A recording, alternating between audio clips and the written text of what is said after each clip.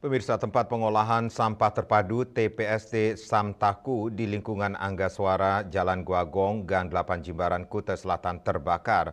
Peristiwa yang terjadi pada Rabu 17 Juli sekitar pukul 6.00 itu menghanguskan sejumlah mesin pemilah dan pencacah sampah.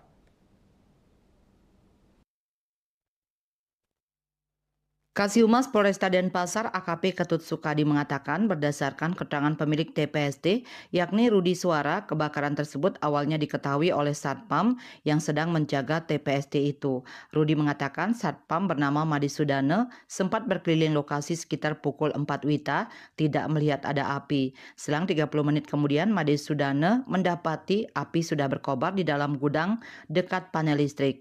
Madi Sudane sempat memadamkan api secara manual namun api sudah membesar.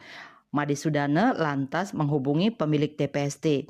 Sekitar pukul 5, api semakin membesar lantaran banyak sampah plastik dan kayu berada di dalam gudang.